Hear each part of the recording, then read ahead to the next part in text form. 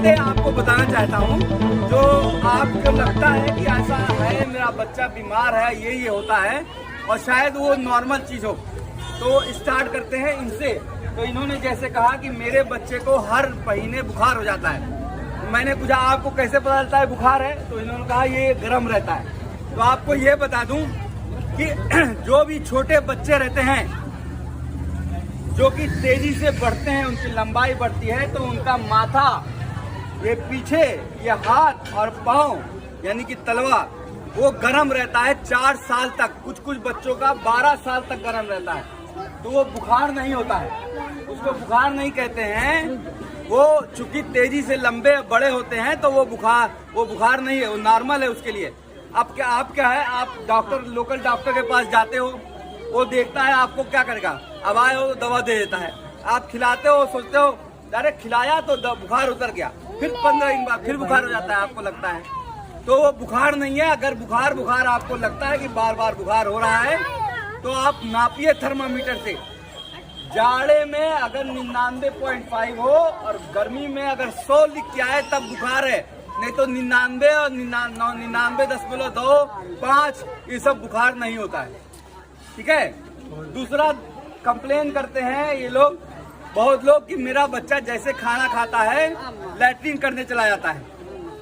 तो ये कोई बीमारी नहीं होती है, ये अल्लाह ताला ने, ऊपर वाले ने ऐसा निजाम बनाया हुआ है कि जितनी बार खाएंगे उतनी बार लैट्रिन करेंगे।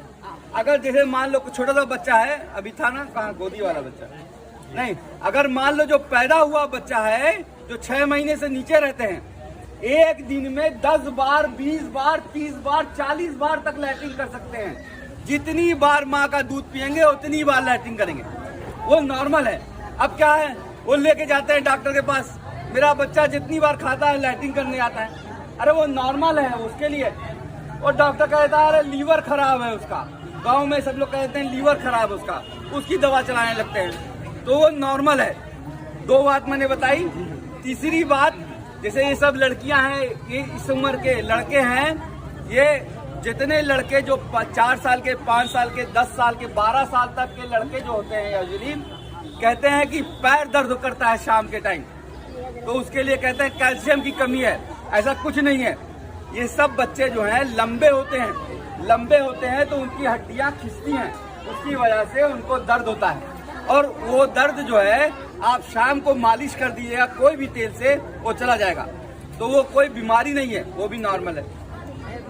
चौथी बात, मेरा बच्चा खाना नहीं खाता है, पतला दुबला है, ठीक है ना, चिड़चिड़ा बहुत है, खिलाती हूँ, जबरदस्ती खिलाती हूँ, मारती हूँ, पिटाई कर देती हूँ, तब भी नहीं खाता है।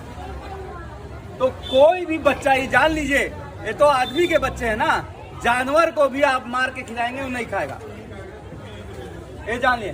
तो कभी भी जबरदस्ती खिलाना नहीं है।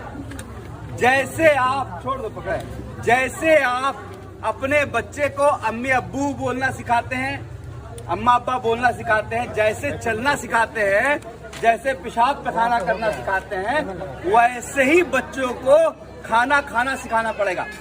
अगर आपका बच्चा 3 साल का हो गया है और अभी भी आपके हाथ से खाता है तो समझिए वो दुबला पतला ही रहेगा, वो चिड़चिड़ा ही रहेगा और वो खाना नहीं खाएगा। तो सबसे अच्छी उम्र होती है 15 महीने से 2 साल के बीच, जैसे ये बच्चा है, समझ रहे हैं। अपने साथ चटाई पे बैठाइए, 1 प्लेट उसको दीजिए, 1 प्लेट अपने लीजिए।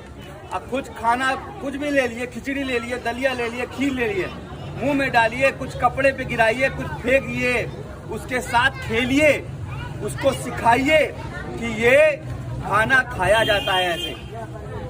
एक दिन में आपको 12-12 घंटे उसके साथ बैठना पड़ेगा। जैसे कहते हैं ना, अम्मा अम्मा अम्मा पर 10 बार बोलो तब अम्मा बोलता है, ऐसे ही खाने के लिए भी आपको उतनी मेहनत करनी पड़ेगी। फिर दूसरा कहते हैं मेरा बच्चा मीठा खाता है, मेरा बच्चा नमकीन खाता है। मेरा बच्चा मीठा खाता ही नहीं है, उसको मीठा पसंद ही नहीं है। तो ये बता दूं, इतने बड़े बच्चे को पता नहीं होता है कि ये मीठा है कि नमकीन है। ऐसा समझिएगा कि उनको पता नहीं है कि ये खाने की चीज है, इसलिए वो थूकते रहते हैं, इसलिए वो खाते नहीं है। तो जब बच्चा इस उम्र का हो, जैसे ये बच्चा आया 6 महीने के बाद आप जब खाना खिलाना सिखाते हैं तो उस वक्त थोड़ा थोड़ा खिलाइए और एक ही चीज खिलाइए, ठीक है? कुछ और पूछना है? यही कॉमन प्रॉब्लम बार बार बताते हैं। दूसरा, अगर आपको लगता है कि आपका बच्चा खाना सही से नहीं खा रहा है, लेकिन कई बार होता है उसकी लंबाई बढ़ती है इसलिए वो पतला दुबला दिखता है। बहुत से बच्चे बहुत शरारती रहते हैं, दिन भर उछलते रहते हैं, वो भी पतले दुबले रहते हैं। तो जितना दवाई दे दीजिएगा, जितना भी खिला दीजिएगा, वो मोटे नहीं होंगे। अगर बहुत एक्टिव हैं, बहुत कूद रहे हैं, बहुत खेल रहे हैं, तो वो जो बच्चे पतले दुबले ही रहते हैं। तो सबसे रिक्वेस्ट है, गुजारिश है, मेहरबान करके किसी भी बच्चे को मार के खिलाइए मत, समझ गई? और यहाँ पे देख रहे हैं बहुत बच्चों में काजल लगा हुआ है, हैं? ये दादी लोग जो होती हैं, दादी लोग और नानी लोग, हम लोग का ऐसी सोसाइटी है कि दादी लोग और नानी लोग खाली रहती हैं, समझ नहीं ना?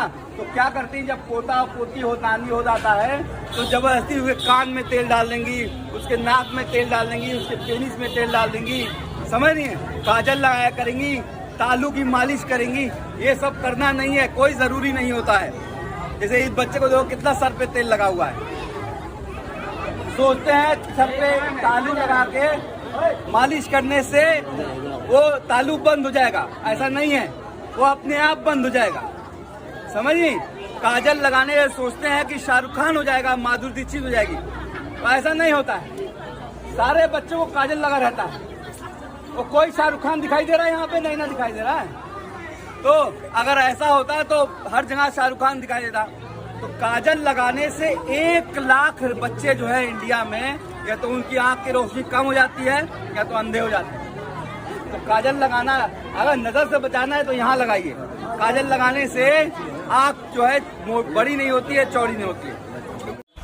नमस्कार, मेरा नाम है आरिफ, आप देख रहे हो ऑल इंडिया रियल न्यूज, और आप